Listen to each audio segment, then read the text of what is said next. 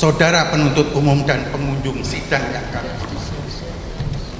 Pertama-tama izinkanlah kami, tim advokat terdakwa, dengan segala kerendahan hati menyampaikan rasa terima kasih dan penghormatan yang setinggi-tingginya kepada majelis hakim. Terima kasih atas kesabaran, kearifan, dan kesempatan yang telah diberikan kepada kami untuk menyusun dan menyampaikan perlawanan terhadap surat dakwaan yang telah dibacakan di persidangan ini pada tanggal 2 Juli yang lalu.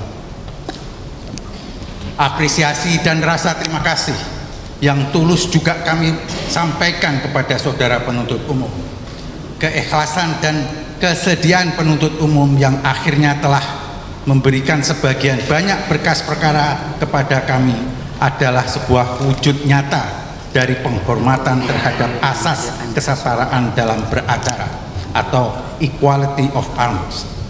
Langkah ini bukan sekedar pemenuhan prosedur administratif, melainkan fondasi utama guna terselenggaranya peradilan yang jujur dan adil atau disebut dengan fair trial.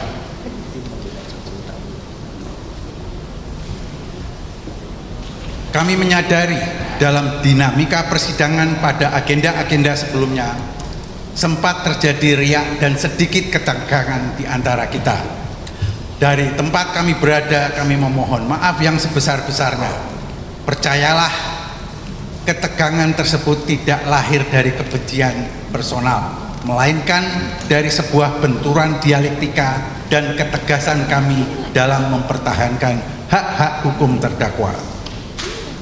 Kita semua yang berada di ruangan ini pada hakikatnya disatukan oleh satu cinta yang sama, yaitu cinta pada tegaknya hukum dan keadilan. Majelis hakim yang kami muliakan, perlu kita sadari bersama bahwa peradilan pidana Indonesia saat ini tengah mengitari poros sejarah yang baru. Pengakuan resmi mengenai adanya sistem adversarial di Indonesia bukan lagi sekedar wacana akademis ataupun sekedar berada pada pedoman internal Mahkamah Agung seperti SEMA atau PERMA. Sistem ini telah kami adopsi di dalam Undang-Undang Nomor 20 Tahun 2025 tentang KUHP. Secara eksplisit pasal 4 Undang-Undang Nomor 20 Tahun 2025 menyatakan bahwa hakim acara pidana dilaksanakan dengan perpaduan antara sistem hakim aktif dengan para pihak berlawanan secara berimbang dalam pemeriksaan di ruang pengadilan. Norma ini menegaskan bahwa persidangan hari ini adalah sebuah panggung perimbangan. Dalam filosofi sistem adversarial, pengadilan atau majelis hakim sejatinya bertindak sebagai wasit yang netral atau imparsial. Tugas utama majelis adalah memastikan kedua belah pihak mematuhi hukum acara secara ketat, sementara kebenaran akan muncul ke permukaan melalui pertarungan argumen yang sehat antara pihak yang mendakwa, yaitu penuntut umum, dan pihak yang menyangkal dakwaan, yaitu tim advokat terdakwa. Oleh karena itu, dalam sistem adversarial ini majelis hakim idealnya tidak diberikan berkas perkara terlebih dahulu sebelum persidangan dimulai. Mengapa? Karena berkas perkara yang disusun di tingkat penyidikan secara psikologis dan sosiologis memiliki kecenderungan yang mengarah kepada hakim bahwa terdakwa adalah bersalah. Jika hakim membaca berkas tersebut sebelum mendengar fakta di persidangan, dikhawatirkan objektivitas hakim akan terdistorsi sejak awal atau akan terjadi semacam prejudgment yang pada akhirnya melahirkan peradilan yang tidak adil atau unfair trial. Sistem ini, yaitu sistem adversarial, menghendaki agar majelis hakim menemukan dan mengetahui fakta untuk pertama kalinya justru di dalam ruangan sidang ini. Jadi murni dari apa yang terungkap secara lisan dan visual, bukan dari asumsi tertulis yang mendahulunya. Kami memahami bahwa kultur hukum kita belum sepenuhnya sampai pada tahap itu. Namun landasan filosofis tes materi yang sama persis, semata-mata agar Perimbangan itu nyata, bukan fata morgana. Sebab semangat mendasar dari KUHP baru tahun 2025 adalah sebuah pesan kemanusiaan yang agung. Hukum acara pidana diciptakan bukan untuk mencari cara bagaimana secara sah menghukum seseorang, melainkan bagaimana menjaga agar jangan sampai ada orang yang tidak bersalah dihukum. Majelis hakim yang kami muliakan, mari kita jernihkan pandangan kita dan riuh rendahnya dinamika sosial di luar sana. Kami melihat ada dikotomi yang keliru dalam memandang perkara ini. Di satu sisi, para pendukung Joko Widodo kerap menuntut dengan keras agar terdakwa dijatuhi hukuman yang berat. Namun di sisi lain, kita bisa melihat terdakwa maupun para pendukungnya tidak pernah sekalipun menuntut agar Bapak Joko Widodo dihukum. Keinginan kami sangat sederhana, terukur dan konstitusional. Kami hanya menuntut satu hal, agar keabsahan sebuah ijazah dapat dibuktikan secara terang benderang di hadapan hukum dan pengadilan. Namun apa yang kita saksikan sepanjang proses peradilan ini sungguh sebuah ironi yang mendalam.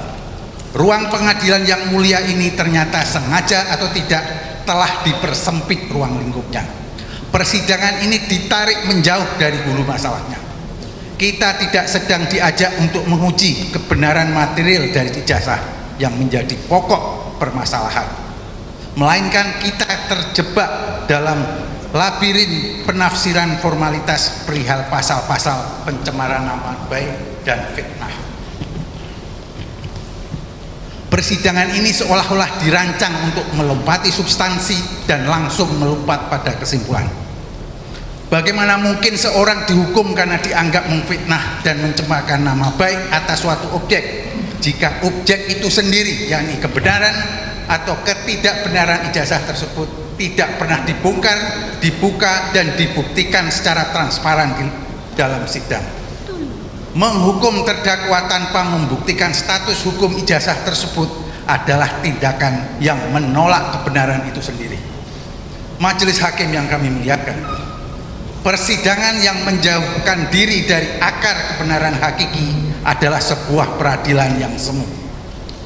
Menghukum seorang atas dasar nama baik tanpa mau menguji kebenaran faktual di balik tuduhan tersebut adalah ketidakadilan yang dipaksakan. Oleh karena itu, melalui nota perlawanan ini dengan segala kerendahan hati, namun dengan keteguhan prinsip,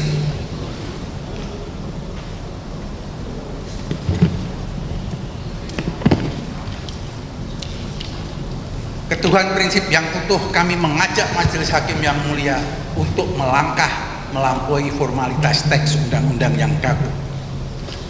Kami mengajak majelis hakim yang mulia sebagai benteng terakhir keadilan untuk berani memposisikan persidangan ini bukan sebagai alat untuk menutupi kebenaran, melainkan sebagai pintu gerbang utama tempat terkuaknya kebenaran material yang sejati.